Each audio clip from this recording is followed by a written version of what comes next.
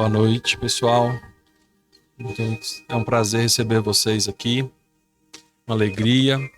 A quem também nos acompanha pela internet, sejam muito bem-vindos, tá? Hoje eu queria falar para vocês a respeito do nosso atendimento fraterno. Toda terça-feira, às 19 horas, antes da palestra, nós temos os irmãos acolhendo, recebendo as pessoas que querem conversar, que querem desabafar. É um atendimento sem preconceito, humanizado. Quem precisar conversar, quem precisar se abrir, fique à vontade, é muito bem-vindo à nossa casa. Queria lembrar a todos também a questão do nosso terceiro encontro espírita, que já se encontra com as inscrições abertas. Não vamos deixar para a última hora, porque chega rápido. É só o ano que vem e tal, depois eu faço. Chega rápido, esgota, tá? Nós estamos ficando famosos. A chance de esgotar está só aumentando. E quem bobear, deixar para a última hora, corre risco de ficar sem, tá? Não vamos vacilar, não vamos deixar para a última hora.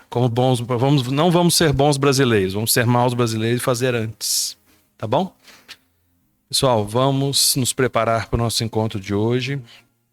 Vamos serenar nossos corações, acalmar a nossa mente, entrar em vibração com o plano espiritual, com o mundo maior, agradecendo ao Pai por essa oportunidade, pela vida, pelo corpo que nos recebe, é nosso instrumento, é nosso agente de crescimento. Agradecendo ao Mestre Jesus pelo exemplo, pelo amor, por tudo que nos deixou, mesmo sem ter deixado nada escrito, pelo exemplo, assim como Ele quer de nós, o exemplo. Hoje, em especial, vamos agradecer a nossa mãe, Maria de Nazaré, a mãe do Cristo, a mãe da humanidade, senhora e advogada nossa, quem tanto nos amou e aceitou uma missão tão grandiosa. E juntos, unidos aos nossos amigos espirituais que aqui se encontram e que já se prepararam esse ambiente para nós, com muito carinho, muito amor, vamos dar início à nossa palestra de hoje, onde o nosso irmão Antônio Carlos vai nos dizer justamente sobre o amor de Maria de Nazaré para com os suicidas. Que possamos aprender, assimilar o conhecimento que aqui será passado. Que assim seja.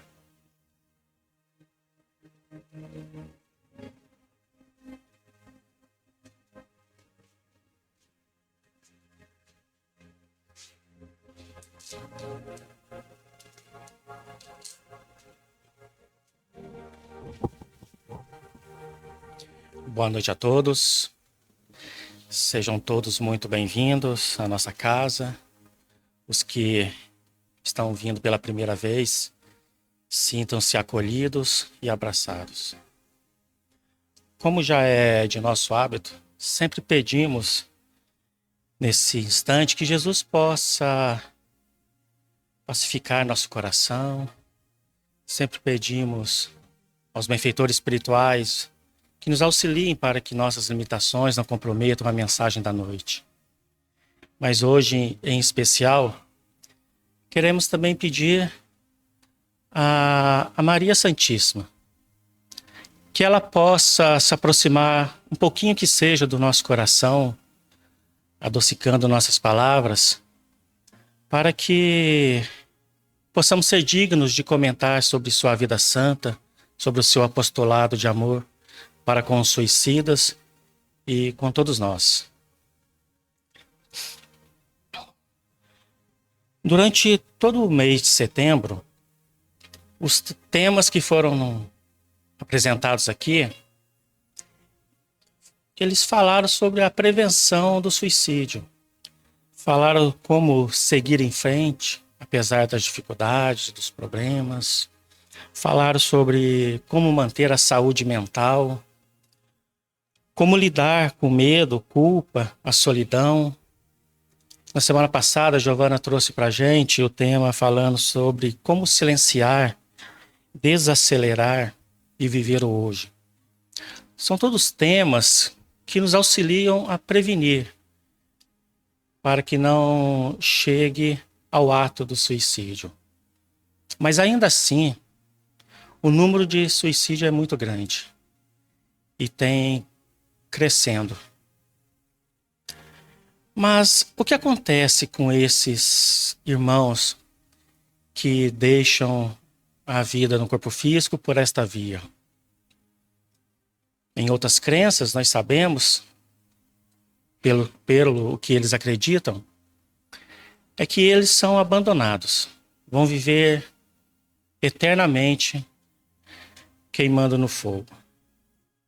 Mas será que Deus, que é um Pai que nos ama, quer isso para nós? Ou para eles?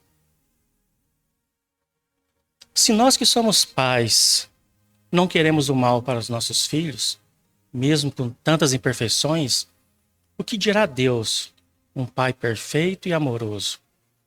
Ele não abandonaria seus filhos. E tem um Espírito especial que cuida desses irmãos. E é o que nós vamos tratar aqui hoje.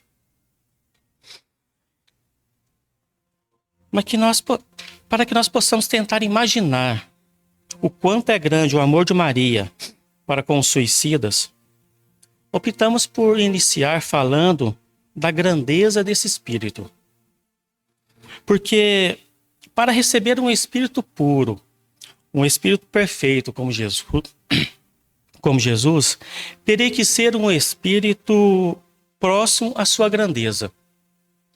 E Emmanuel, no livro A Caminho da Luz,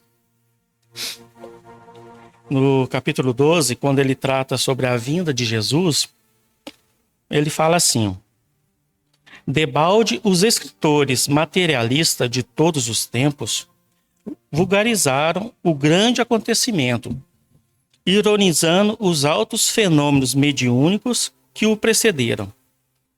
As figuras de Simeão, Ana, Isabel, João Batista, José, bem como a personalidade sublimada de Maria, tem sido muitas vezes objeto de observações injustas e maliciosas. Mas a realidade é que, somente com o concurso daqueles mensageiros da Boa Nova, portadores da contribuição de fervor, crença e vida, poderia Jesus lançar na terra os fundamentos da verdade inabalável. Ou seja, Jesus só pôde realizar tudo que realizou com o auxílio desses espíritos, e entre eles a figura sublimada de Maria. E no livro Religião dos Espíritos, Emmanuel descreve Maria assim: buscando alguém no mundo para exercer a necessária tutela sobre a vida preciosa de Jesus, o supremo poder do universo não hesitou em recorrer à abnegável mulher, escondida no lar, apagado e simples. Humilde, ocultava a experiência dos sábios. Frágil, como lírio, trazia consigo a resistência do diamante. Pobre entre os pobres, carreava na própria virtude os tesouros incorruptíveis do coração. Desvalida entre os homens, era grande e prestigiosa perante Deus. Então olha como que Emmanuel descreve esse espírito sublimado. Portanto, era necessário um vaso especial para que Jesus viesse. E Maria, antes mesmo de nós a conhecermos como Maria, já era um espírito portador das mais puras e elevadas virtudes. Era já uma alma amadurecida, que detinha uma luz espiritual, uma grandeza moral apreciável. Por isso o plano espiritual, que precisava de alguém, de uma missionária, a escolheu, porque ela detinha consigo essas características necessárias para a encarnação de Jesus.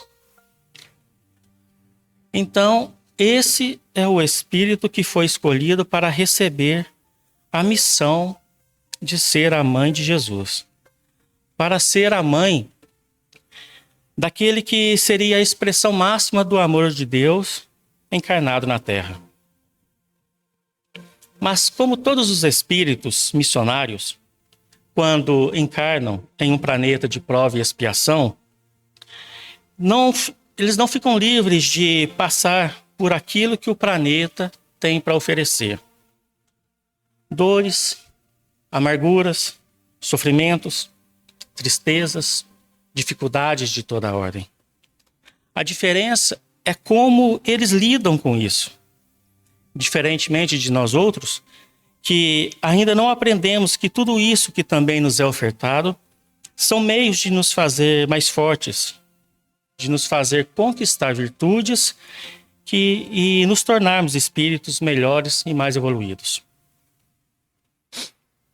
Entrando então na história, nós vamos ver Maria ainda muito jovem, quando ela recebe a visita do anjo Gabriel, que anuncia que ela dará à luz a um menino que será conhecido como o Filho do Altíssimo. Maria simplesmente responde: Eis a serva do Senhor, faça em mim segundo a vontade de Deus. Maria aqui nos dá a primeira lição de como deve agir aquele que se diz serva de Deus. Não questiona qual o trabalho, qual a missão, se será difícil, se vai ter recompensa, apenas aceita e confia. Quando Jesus, ainda menino, é levado ao templo para ser apresentado, Simeão, o velho Simeão, que é mencionado no Evangelho de Lucas, um homem honesto, justo, temente a Deus, reconhece naquela pequena criança o Messias. Após o saudar, emocionado, ele dirige o olhar a Maria e diz a ela: E tu, mulher, terás o coração transpassado de dor. Maria guardou aquelas palavras no coração, dando-nos mais uma lição de que, apesar daquela revelação, seguiu confiando em Deus, com fé e perseverança. Diferentemente de nós, que quando recebemos alguma notícia ruim, guardamos na mente. E aquilo vai crescendo de tal forma que nos desesperamos antes mesmo de acontecer. Se nós aprendêssemos a refletir sobre as notícias que chegam e procurar solução, e mesmo quando a solução não vem, se aprendermos a confiar em Deus, talvez não nos desesperássemos tanto com as notícias negativas, com as coisas ruins que nos acontecem. Alguns anos se passam. Jesus vai crescendo e Maria percebe que aquele menino era diferente. Trazia nele algo especial. Um amor no trato com as pessoas, um cuidado com a natureza, um carinho com os animais, uma sabedoria jamais vista quando debatia as leis com os sacerdotes no templo. Então Maria se preocupa com o futuro de seu filho. É natural que assim fosse. Qual mãe não se preocuparia e ainda não se preocupa com o futuro de seus filhos?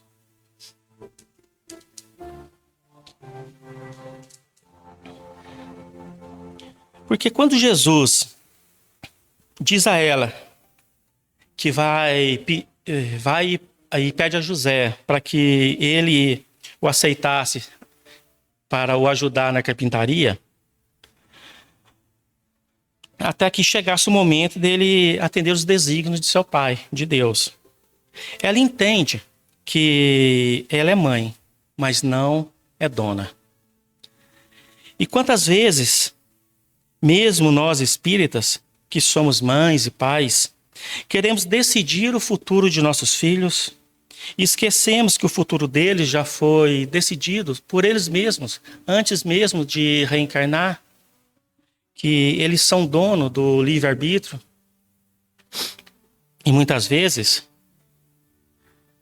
o excesso de cuidado que acreditamos ser amor pode muitas vezes ser egoísmo de nossa parte, que vai impedir que eles adquiram o aprendizado necessário para se fortalecerem e assim terem condições de suportar os reveses da vida. Aqui Maria nos dá a lição da resignação. Porque muitas vezes já tentamos de tudo para impedir que nossos filhos tomem decisões equivocadas. Não que Jesus tivesse tomado uma decisão equivocada e ela quisesse impedir. Mas as decisões são deles e o que nos resta é orar e resignar. Estar prontos para os acolher quando decidirem retornar, se transformar. É muito comum nas reuniões mediúnicas a manifestação de espíritos que chegam, muitas vezes rebeldes, agressivos, e na grande maioria das vezes são as mães que vêm para os acolher. Os anos avançam no tempo, aquele menino cresce e Jesus inicia sua missão grandiosa de levar a boa nova à humanidade. Maria o acompanha, ora mais de perto, ora mais de longe. E como nós recebemos a boa nova, todos já sabem, mandamos Jesus para ser crucificado. Maria estava lá. E naquele momento doloroso de uma crueldade insana para com seu filho, que só nos ofertou amor, mas narra Humberto de Campos, no livro Boa Nova, que naquele momento em que Jesus estava sendo crucificado e Maria assistindo, ela foi relembrando o passado. Desde a anunciação do anjo, o nascimento de Jesus, a amizade de Isabel, as profecias do velho Simeão, a manjedoura e sua beleza agreste. Em todos os momentos que ela foi relembrando a infância de Jesus, ela reconhecia a intervenção da providência celestial. Mesmo nas menores coisas, ela reconhecia que a assistência de Deus se tornara incontestável. Aqui, Maria nos dá a lição da fé inabalável. Porque muitas vezes o que nos resta é isso, dar o testemunho da nossa fé. Compreender que os desígnios de Deus para com nossa vida é diferente do que nós imaginamos. Compreender que se já fizemos tudo o que estava em nosso alcance, agora estamos 100% nas mãos de Deus. Isso me faz lembrar uma passagem na vida de Francisco de Assis, quando ele foi visitar um mosteiro. E tinha um monge que o estava acompanhando, e era um inverno muito rigoroso. E depois, muitas horas de caminhada, já sem alimento, cansados, quando eles chegam no local, bate no portão, um outro monge lá de dentro chega, abre a janelinha do portão, pergunta quem é, e diz, é Francisco, irmão Francisco. Ele fala, capaz mesmo que Francisco vai vir aqui uma hora dessa, e fecha a janelinha e entra para dentro. O monge que estava acompanhando Francisco fica desesperado, né? Nós vamos morrer aqui nesse inverno, né? Nesse frio, no meio da neve. Mas Francisco pulava de alegria, dava risada e pulava de alegria, né? Quem estava acompanhando ele não entende e pergunta, mas irmão Francisco, nós vamos morrer congelados aqui? E você está alegre? Mas por quê? Ele fala, né? É que eu esperei minha vida inteira para estar 100% nas mãos de Deus. Isso é fé inabalável. Mas para não deixar nosso amigo Vinícius na expectativa, depois o monge lá dentro consultou e realmente ficou sabendo que era Francisco que ia visitá-lo. Ele voltou e abriu o portão. Após a crucificação de Jesus, algum tempo se passa e Maria vai para Éfeso, sob os cuidados de João, onde fica ali até o fim dos seus dias. Só que ali, durante todo o tempo que permaneceu, ela atendia os necessitados, auxiliava os peregrinos que passavam por lá, ensinando o evangelho de Jesus, de seu filho, contando as histórias da sua vida. Ela servia aos famintos um caldo quente, curava os enfermos. A notícia foi se espalhando, cada vez mais pessoas a procuravam e iam visitá-la.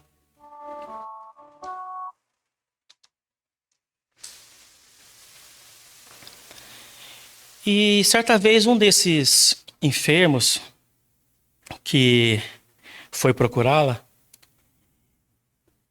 e ela o curou da lepra. E foi esse quem a chamou pela primeira vez de a Mãe Santíssima. Foi aí que ela passou a ser conhecida, não só como a mãe de Jesus, mas a mãe de todos nós, passou a ser chamada de a Mãe Santíssima. Aqui também Maria nos dá a lição da perseverança. Porque muitas vezes nós até tentamos fazer o bem, mas quando algo ruim acontece, nós nos revoltamos contra Deus e desistimos. E Maria não. Apesar da crueldade que seu filho sofreu, ela perseverou, praticando aquilo que seu filho ensinou, com amor, com acolhimento.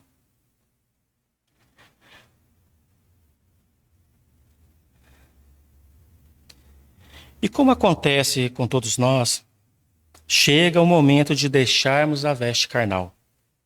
Com Maria não foi diferente. Conta-nos Humberto de Campos, também no livro Boa Nova,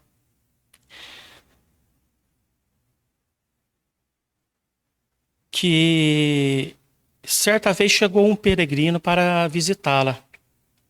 E como já era de costume, ela o recebeu, o acolheu.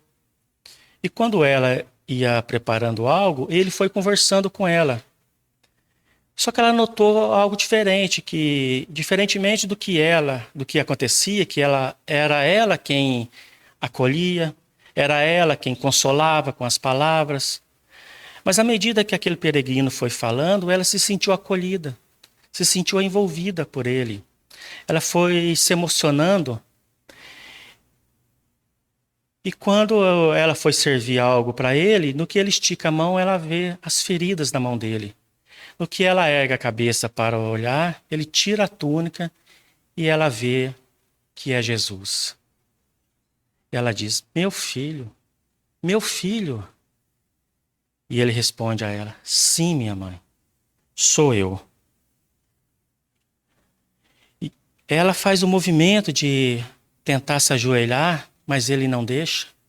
Ele a ergue e ele se ajoelha, fazendo reverência a ela, aquela alma sublimada, e diz a ela, sim, minha mãe, sou eu.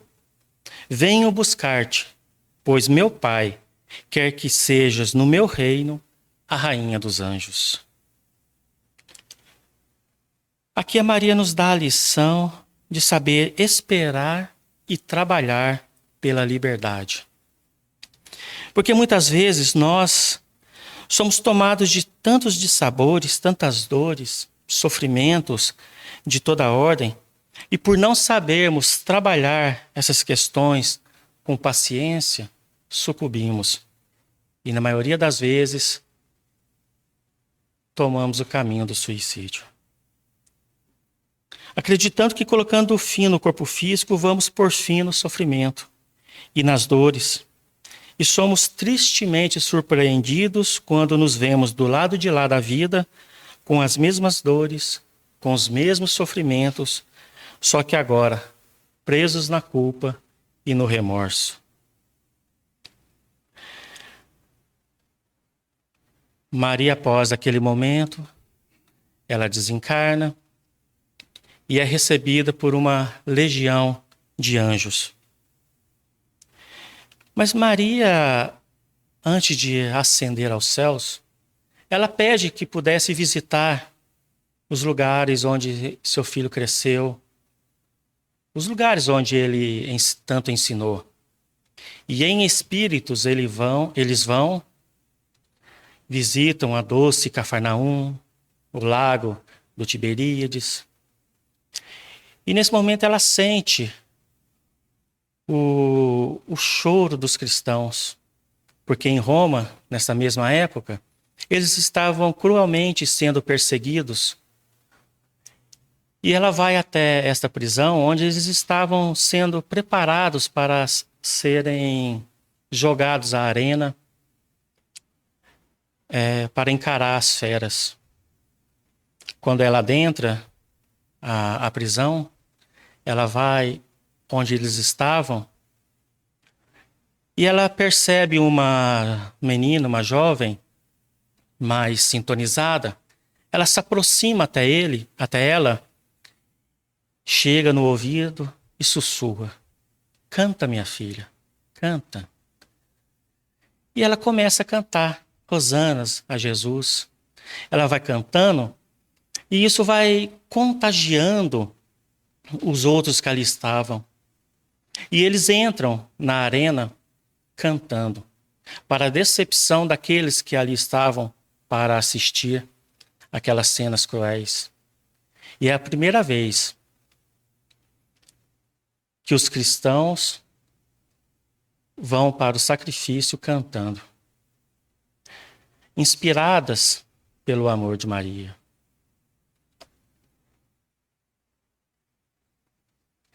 Maria ascendeu aos céus. O Evangelho não nos traz notícias do que veio depois, mas a doutrina espírita, em várias obras, nos fala sobre ela. Mas é no livro Memórias de um Suicida, do espírito Camilo Cândido Botelho, pela médium Ivone do Amaral Pereira, que temos a informação de que Maria continua trabalhando. É ela quem dirige no plano espiritual o Hospital Maria de Nazaré. É ela que é responsável pela legião dos servos de Maria, que por sua vez são eles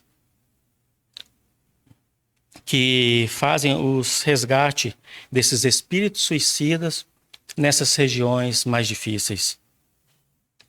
Após o resgate dos suicidas, eles são levados até essa colônia, que é dirigida por ela, são atendidos nesses hospitais, são tratados,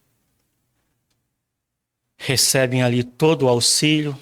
Quando passam a ter melhores condições, são encaminhados para estudarem, para se prepararem para uma nova oportunidade, uma nova reencarnação. E tudo é feito, como é narrado no livro, com tanto amor, com tanto carinho, porque para Maria, todos os espíritos suicidas devem alcançar consolo sem condenação. Maria oferece o amor a tantas lamentações e sofrimento. É aqui que Maria nos dá a grande lição do amor, que só um espírito sublimado é capaz de demonstrar. E Maria nos dá essa lição não só coordenando esse trabalho de resgate e acolhimento, mas sim indo pessoalmente resgatar, como vamos ver em instantes, através de um poema. Ela vai pessoalmente resgatar também esses suicidas. Que nós possamos aprender com Maria todas essas lições. Servir, aceitar, perseverar, resignar, o desapego, a paciência, a fé inabalável, o trabalho pela liberdade e a grande lição do amor. Porque todos nós conhecemos, ou já ouvimos falar, quando não muito próximos, talvez amigos, vizinhos, de pessoas que suicidaram. Então que nós possamos, pelo menos, orar por eles. Quando nos lembrarmos deles com carinho, com amor, sem julgamento, sem condenação. Porque nós não sabemos o que trazemos dentro de nós, não sabemos se em algum momento de alguma dificuldade, se isso pode eclodir em nós e não sabemos no que pode dar. E que nós possamos sempre confiar no amparo, na providência divina e na assistência dessa mãe que muito nos ama. E para concluir, vamos trazer um poema que foi psicografado por Chico Xavier. É um poema pelo espírito Maria Dolores, que está no livro Momentos de Ouro. E esse poema, ele fala exatamente isso. Ele conta como foi o diálogo no momento do resgate de Judas.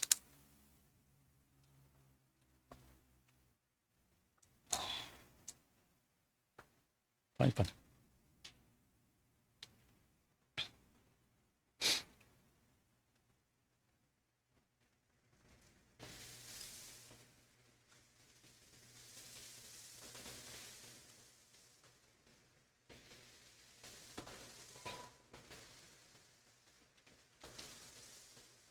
E o poema diz assim: depois de muito tempo, sobre os quadros sombrios do Calvário, Judas, cego no além, errava solitário. Era triste a paisagem, o céu era nevoento, cansado de remorso e sofrimento, sentara-se a chorar.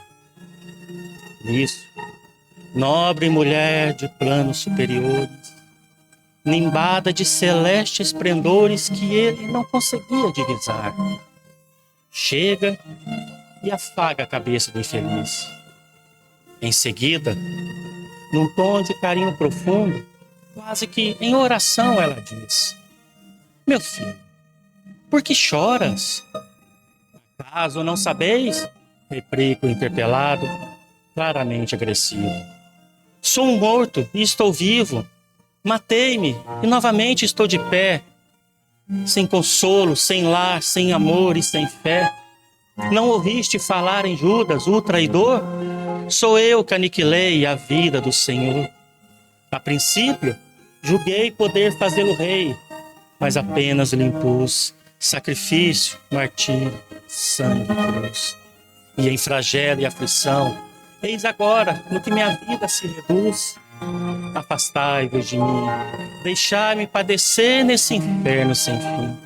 Nada me pergunteis, retirai-vos, Senhora. Nada sabeis da mágoa que me agita. O assunto que lastimo é unicamente meu. No entanto, a dama calma respondeu: meu filho, sei que choras, sei que lutas, sei a dor que causa o remorso que escutas. Vem apenas falar que Deus é sempre amor em toda parte. E acrescentou serena: a bondade de Deus jamais condena. Venho por mãe a ti, buscando um filho amado. Sofre com paciência a dor e a prova. Terás em breve existência nova. Não te sintas sozinho ou desprezado.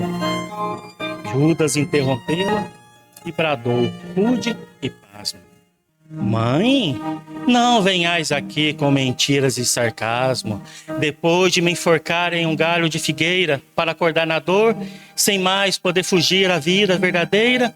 Fui procurar consolo e força de viver ao pé da pobre mãe que forjara meu ser. Ela me viu chorando, escutou meus lamentos, mas teve medo dos meus sofrimentos. Expulsou-me a esconjuros, chamou-me monstro por sinal, disse que eu era unicamente o espírito do mal. Intimidou-me a terrível retrocesso, mandando que eu apressasse o meu regresso para a zona infernal de onde eu vim. Ah, detesto lembrar a horrível mãe que eu tinha. Não me falei de mães, não me falei de amor, sou apenas um monstro sofredor. Ainda assim, disse a dama docemente, por mais que recuses, não me altero.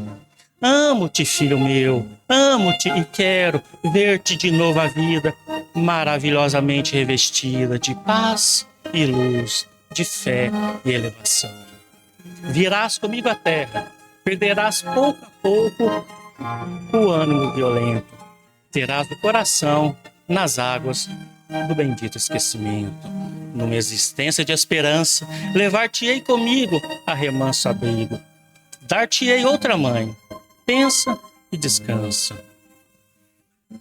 Judas, nesse instante, como quem olvidasse a própria dor gigante, ou como quem se desgarra de pesadelo atroz, perguntou: Quem sois vós que me falais assim, sabendo-me traidor?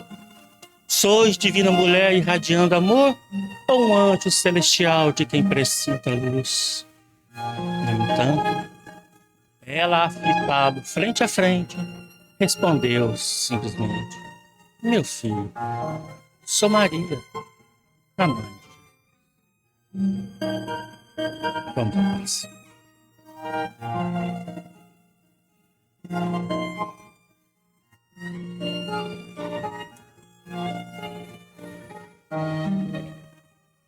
Nesse instante, ó Mãe Santíssima, em que aqui somos recebidos com tanto amor e carinho,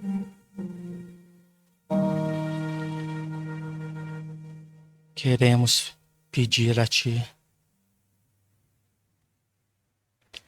que possa se aproximar de nós, que possa nos envolver em Seu manto de amor. Tu que foi escolhida por Deus para ser a rainha dos anjos, mas que por Tua vontade desce ao mais fundo dos abismos, nas regiões mais trevosas, para nos socorrer. É tão grande o Teu amor por nós, que podemos senti-lo nessas pétalas de luz que caem neste ambiente, que quando nos tocam, nos sentimos fortalecidos, com o ânimo renovado para seguir perseverando, apesar das dores, dos sofrimentos. Vem, ó Mãe Santíssima, nos aconchegar em Teu colo, nos envolver em Teu manto, aquecendo nossos corações. Mas não podemos deixar de pedir por todos esses nossos irmãos desencarnados que aqui se encontram, muitos deles que deixaram a vida carnal pelo suicídio, mas hoje entendem o equívoco que cometeram e estão se preparando para um retorno. Que este retorno, ó Mãe, possa ser dirigido por vós, para que eles possam vencer